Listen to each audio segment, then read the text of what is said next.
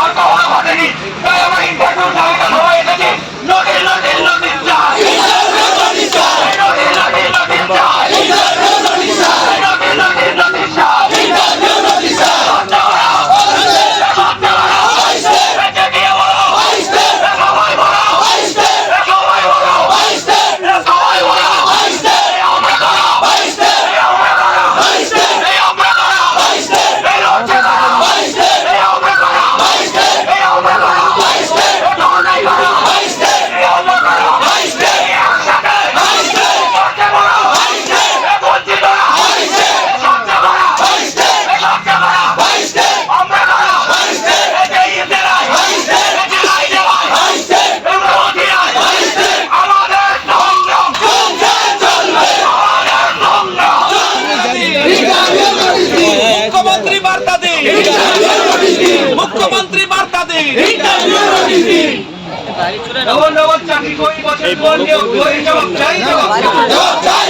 Double double চাকরি কই বছর পর কেউ কই জবাব চাই, জবাব চাই, জবাব চাই, জবাব চাই। এই নিয়োগ ছাড়া শিশুতে পড়বে না গো খালিবে, পড়বে না গো খালিবে। মুখ্যমন্ত্রী বার্তা দিন, ইন্টারভিউ নোটিশ চাই। আপনারা আজকে ধর্নায় বসেছে। আর একটা ধর্না কিন্তু আজকে রাজ্যে হচ্ছে, রাজ্যের যিনি অভিভাবিকা তার মাধ্যমে কোথায় রেড রোডে হচ্ছে। অ্যাকচুয়ালি ওটা নাটকের ধর্না হচ্ছে, আর আপনারা এখানে আপনারা ধর্নায় বসেছেন ন্যায়ের ধর্নাতে। সেই জন্য নাটকের ধর্নাকে প্রত্যাখ্যান করে ন্যায়ের ধর্নার পাশে এসে আমরা দাঁড়িয়েছি। বারবার একটা কথা বলে, শিক্ষামন্ত্রী থেকে শুরু করে যারা শাসক দলের আছে বারবার একটা কথা বলে, জটিলতার কথা বলে, কিন্তু আমি বিভিন্ন জায়গায় দেখছি এগুলো আইনি জটিলতা আছে, সেটা নিরসনের কোনো প্রশ্নই আসে না। তারা সবার তো ভূমিকা নিচ্ছে না, যেখানে আইনি কোনো বাধা নাই, জটিলতা নাই। 2022-এ যারা আপনারা পাস করে আছেন অলরেডি, 2017-এর পরে 2022-এ আপনারা টেট দিলেন, কিন্তু দুঃখের বিষয় যারা পাস করে আছেন তাদের ইন্টারভিউ বা তাদের নিয়োগের জন্য সরকারের কোনো সদিচ্ছা দেখতে পাচ্ছি না। উপরন্তু আবার নতুন করে টেট নিচ্ছে, নিক আমাদের কোনো বিরোধিতা করছি না, কিন্তু যারা পাস করে আছে তাদের কথা একবারও ভাবছে না। ব্যাপারটা হচ্ছে আপনারা নিশ্চিতভাবে দেখেছেন গত কয়েকদিন আগে আমাদের বাজেট হওয়াতে দেশের বাজেটে একটা কোনো কথা উল্লেখ হলো যে ক্যাগের রিপোর্টে এসেছে আমাদের রাজ্যে 1,96,000 কোটি টাকার দুর্নীতি হয়েছে আমাদের রাজ্যে। সে খোঁজ নিলে দেখা যাবে এই যে আপনারা যেগুলো ফর্ম ফিল আপ করে টাকাগুলো জমা দিচ্ছেন এগুলো হয়তো তারা খেয়ে নিচ্ছে ভাই ভাই করা। তো আমরা আপনাদের পাশে আমরা আছি।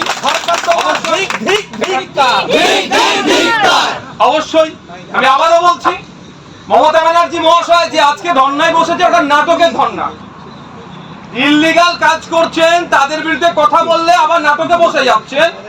বিভিন্ন মিটিং মিছিল বিভিন্ন ভাবে করলো, বৈধ অবৈধ পন্থা অবলম্বন করলো।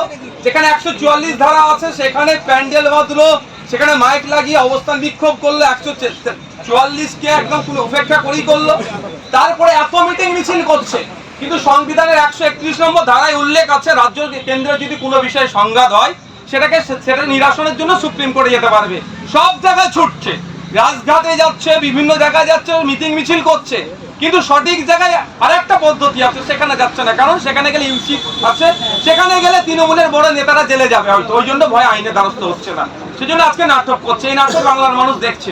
তবে একটা কথা বলবো, এখানে আইনজীবী আছে, নিশ্চিতভাবে আইনি লড়াইটা এনারা করবেন আপনাদের জন্য। সাথে সাথে আমি একজন আইনসভার সদস্য হিসেবে আপনাদের বলতে পারি, আগামী 5 তারিখ থেকে বিধানসভার সেশন শুরু হচ্ছে।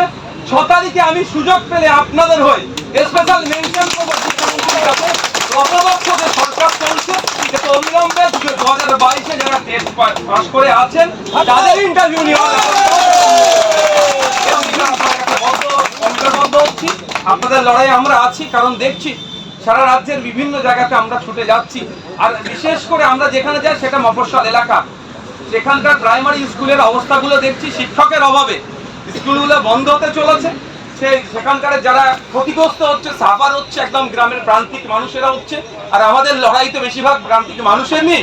অবশ্যই যারা শহরের মানুষ আছে তারা তাদের অধিকার থেকে বঞ্চিত হলে তাদের পাশেও আমরা দাঁড়াই, কিন্তু প্রান্তিক মানুষের সংখ্যা বেশি, তাদের অবস্থা, তাদের পরিবার বা তাদের ছেলেদের ভবিষ্যতের কথা ভেবে আমাদেরকে আরো লড়াই এগিয়ে আসতে হচ্ছে। তো তাদের শিক্ষকের অভাব, স্কুল বন্ধ হয়ে যাচ্ছে, আর অপদস্থ সরকার শিক্ষক নিয়োগ করছে না।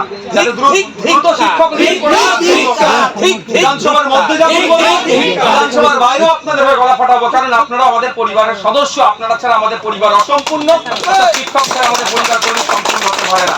আপনাদের লড়াই আমরা আছি।